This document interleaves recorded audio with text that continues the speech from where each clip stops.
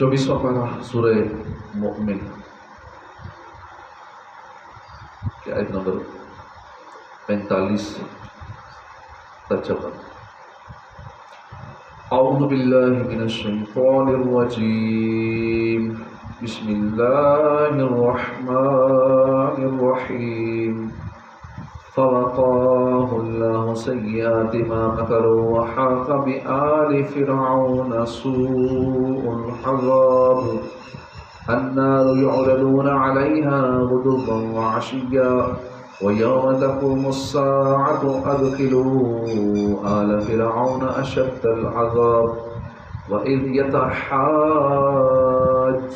في النار فيقول الضعفاء للذين استكبروا إنا كنا لكم تبعا فهل أنتم مغنون عنا نصيبا من النار قال الذين استكبروا إنا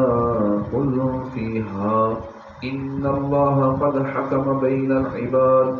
وقال الذين في النار لخزنته جهنم ادعوا ربكم يخفف عنا يوما من العذاب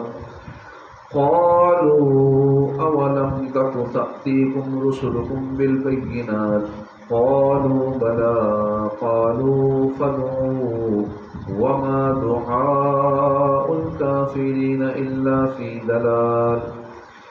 إنا لننصر رسلنا والذين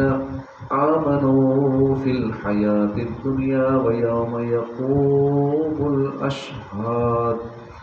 يوم لا ينفع الظالمين معذرة ولهم اللعنة ولهم سوء الدار ولقد آتينا موسى الهدى وأورثنا بني إسرائيل الكتاب هدى وذكرى لأولي الألباب۔ اللہ کے نام سے شروع، جو نہایت مہربان رحمت والا۔ فوقاه اللہ سیئات ما مکروا، تو اسے اللہ نے تو بچا لیا اسے اللہ نے سیئات اس کی برائیوں سے، ما مکروا جو انہوں نے مکر کیا، وحاق اور گھیر لیا بآل فرعون فرعون والوں کو سوء العذاب برے عذاب نے، النار یعرضون علیہا آگ وہ پیش کیے جاتے ہیں اس پر، غدوا وعشیا صبح اور شام، وَيَوْمَ تَقُومُ السَّاعَةُ اور جس دن قائم ہوگی قیامت، ادخلوا آل فرعون اشد العذاب حکم ہوگا داخل کرو فرعون والوں کو سخت عذاب میں، وَإِذْ يَتَحَاجُّونَ اور جب وہ باہم جھگڑیں گے فی النار آگ میں، فَيَقُولُ الضُّعَفَاءُ لِلَّذِينَ تو کہیں گے کمزور لوگ ان لوگوں سے جنہوں نے،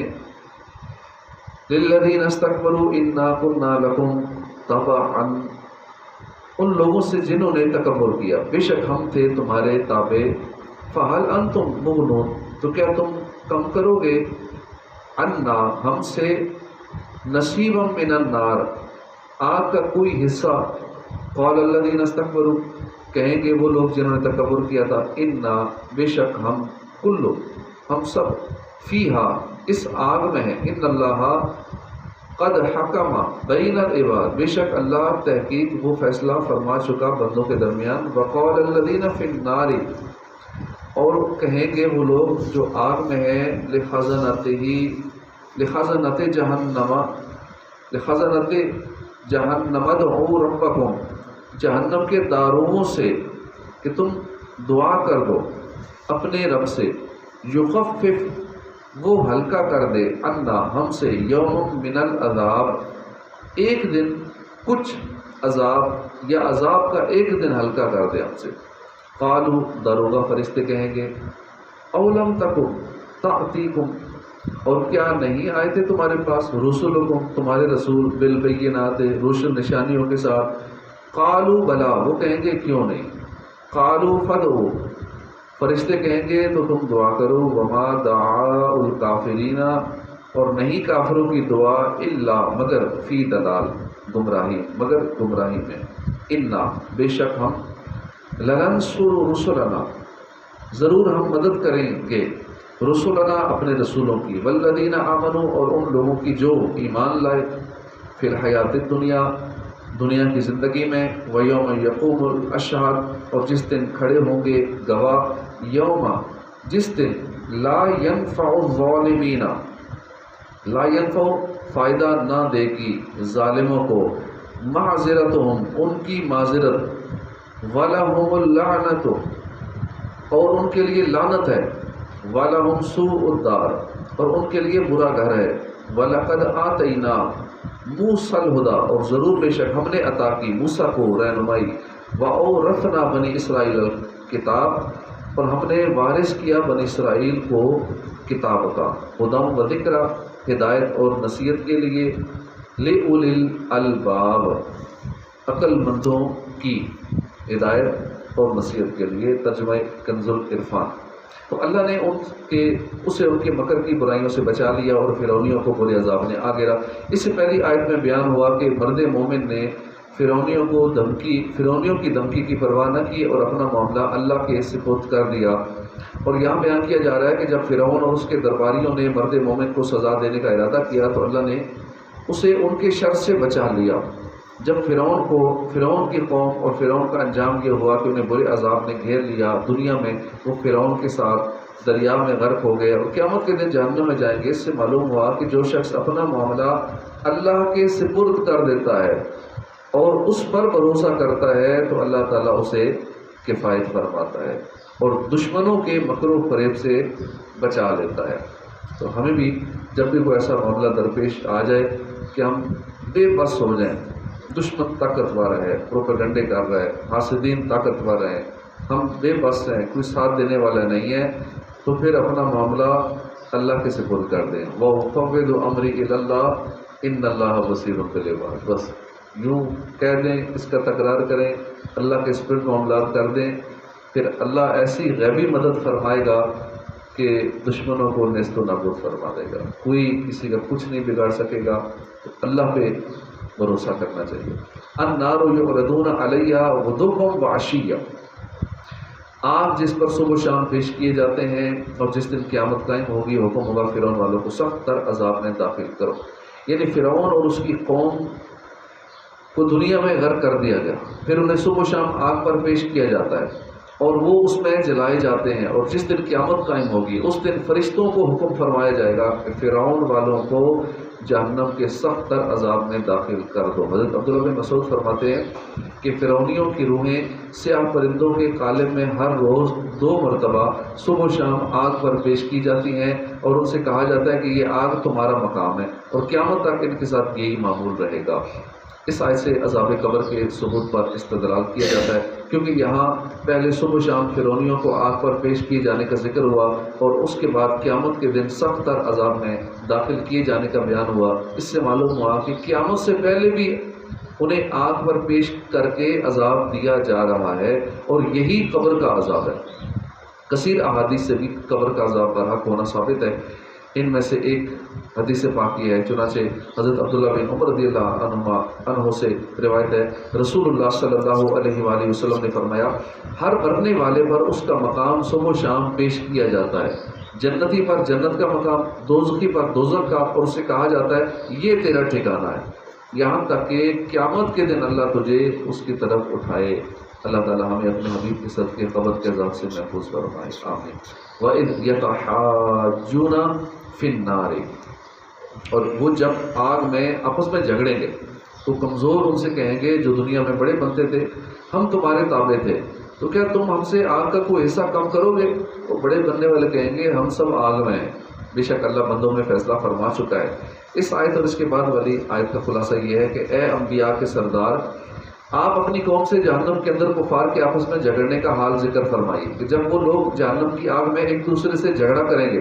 اور ان میں سے جو لوگ کمزور تھے وہ اپنے متکبر سرداروں سے کہیں گے کہ ہم دنیا میں تمہارے تابع تھے، تمہاری وجہ سے ہی کافر بنے، تو کیا تم اس بات پر قادر ہو کہ ہم جس عذاب میں مبتلا ہیں اس کا کوئی حصہ ہم سے دور کر دو؟ کافروں کے سردار جواب دیں گے ہم سب آگ میں، اور ہر ایک اپنی مصیبت میں گرفتار ہے، ہم میں سے کوئی کسی کے کام نہیں آ سکتا، اگر ہم کچھ کر سکتے ہوتے تو اپنے لیے کر لیتے، اب فیصلہ ہو چکا ہے جس میں کوئی کمی بیشی نہیں ہو سکتی، بے شک اللہ تعالیٰ نے ایمانداروں کو جنت میں داخل کر دیا اور کافروں کو جہنم میں بھیج دیا، جو ہونا تھا ہو چکا، اس سے ہٹ کر اب کچھ نہیں ہو سکتا۔ وقال الذین فی النار لخزنتہ جہنم ادعوا ربکم یخفف عنا یوما من العذاب، اور جو آگ میں ہے وہ جہنم کے داروغوں سے کہیں گے آپ اپنے رب سے دعا کر دیں کہ وہ ہم سے ایک دن یا کچھ عذاب یا عذاب کا ایک دن ہلکا کر دیں۔ داروغہ فرشتے کہیں گے کیا تمہارے پاس تمہارے رسول نشانیاں نہ لاتے تھے؟ کافر کہیں گے کیوں نہیں؟ فرشتے کہیں گے تو تم بھی دعا کرو، اور کافروں کی دعا نہیں مگر بھٹکتے پھرنے کو۔ اس آیت اور اس کے بعد والی آیت کا خلاصہ یہ ہے کہ جب کافروں میں سے کمزور لوگ اپنے سرداروں سے مایوس ہو جائیں گے تو وہ جہنم پر معمور فرشتوں کی طرف رخ کریں گے اور ان سے کہیں گے آپ حضرات ہی اپنے رب سے دعا کریں کہ دنیا کے ایک دن کی مقدار تک ہمارے عذاب میں تخفیف رہے۔ فرشتے جواب دیں گے کیا تمہارے پاس تمہارے اللہ کے رسول نشانیاں نہ لاتے تھے، اور کیا انہوں نے واضح معجزات پیش نہ کیے تھے؟ مراد یہ کہ اب تمہارے لیے عذر کی کوئی جگہ باقی نہیں۔ کافر لوگ انبیاء کرام کے تشریف لانے کو تسلیم کریں گے اور اپنے کفر کرنے کا بھی اقرار کریں گے۔ فرشتے جواب دیں گے ہم کافروں کے حق میں دعا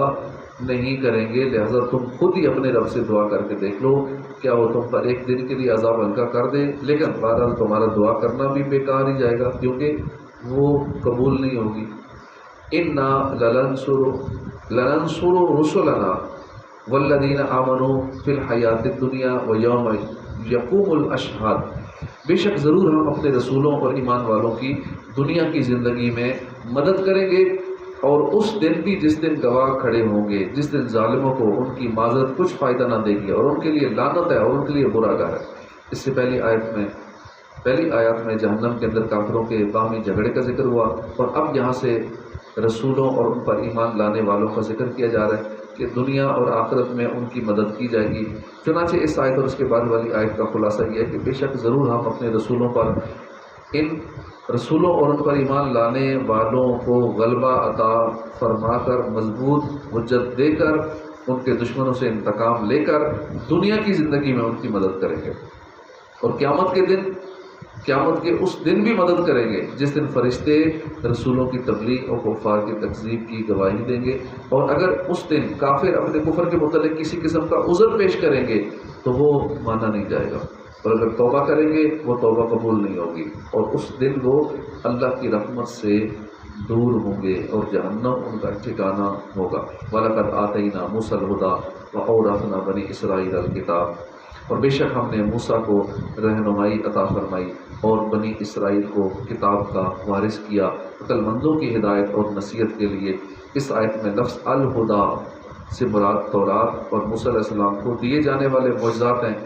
جو ان کی قوم کے لیے رہنمائی اور ہدایت حاصل کرنے کا ذریعہ تھے۔ نیز اس سے موسیٰ علیہ السلام کو عطا کیے جانے والے وہ کثیر علوم بھی مراد ہو سکتے ہیں جو دنیا اور آخرت میں نفع مند ہیں، اور بنی اسرائیل کو جس کتاب کا وارث بنایا گیا اس سے مراد تورات ہے۔ ہدیٰ و ذکریٰ، ہدایت اور نصیحت کے لیے، یعنی یہ کتاب عقل مندوں کے لیے ہدایت اور نصیحت ہے۔ یہاں آیت میں بطور خاص عقل مندوں کا ذکر اس لیے کیا گیا کہ اس کتاب کی ہدایت اور نصیحت سے فائدہ یہی لوگ اٹھاتے ہیں، جو عقل مند ہیں وہی اس سے فائدہ اٹھاتے ہیں۔ اللہ عمل کی توفیق عطا فرمائے۔ صدق اللہ العظیم۔